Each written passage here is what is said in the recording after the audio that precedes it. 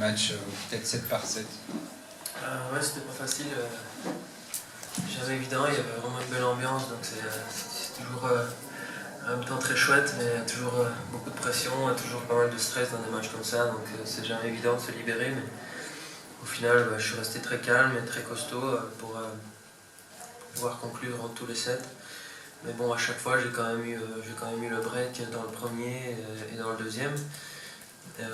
Ce qui était normalement le plus dur à faire, et après pour pouvoir me libérer à chaque fois. Je suis un peu déconcentré, je fais un mauvais jeu de service, et puis lui il a été vraiment agressif en faisant vraiment 2-3 bons points à chaque fois. Mais voilà, au final j'ai pu faire un bon tie-break en servant bien, en lâchant vraiment de très bons coups droits dans le deuxième, et en étant très solide au premier pour conclure. Et après, je crois que mon meilleur set c'était quand même le troisième, même si de nouveau je fais un mauvais jeu pour commencer le troisième. Le moment le plus délicat, c'est les 3 jeux blancs. Ça fait 12 points que Delbonis prend, mais comme à chaque set, tu as réussi à faire quoi au deuxième set quand tu mènes 4-2, je pense, 4-3. Et puis, à ce moment-là, qu'est-ce qui se passe? Parce que le public aide ou... Ouais, ce qu'il y a, c'est qu'il a très bien servi à un moment donné, au milieu du deuxième. Notamment, il faisait 3 aces par jeu. J'ai pas pris beaucoup de points sur ces jeux de service au deuxième, mais j'avais quand même le break.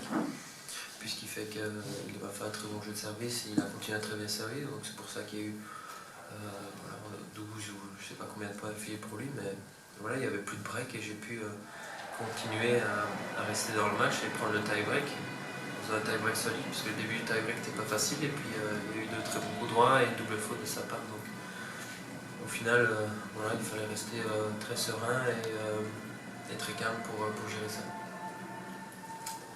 Physiquement, David, il n'y a pas eu de problème, ou il y a aussi ta déconcentration vient peut-être d'une recherche un peu de rythme?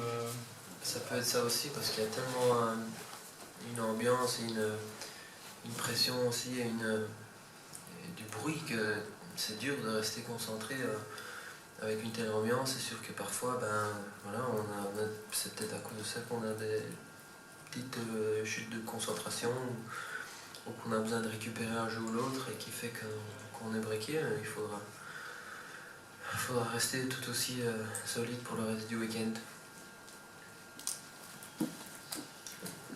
Quand on parle des matchs de Coupe Davis, j'en ai jamais joué, mais les joueurs disent toujours c'est des matchs à part.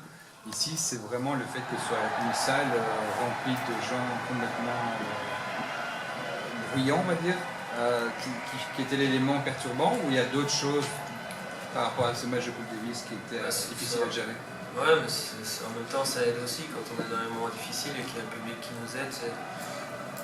Ça fait du bien aussi, et ça nous tire vers le haut. Mais c'est sûr que parfois, une pression, on sent qu'il y a toujours un boucan, donc c'est dur de garder cette sérénité lorsqu'il y a autant de monde qui attendent. Ils s'attendent à ce que je mette tout sur les lignes, que ce soit 3 fois 6-0 et que j'ai fait que des aces. Donc c'est parfois dur, dans les moments durs, de voir que les gens pourraient être déçus, mais au final, ça nous aide aussi à nous surpasser pour gagner des sets comme le deuxième.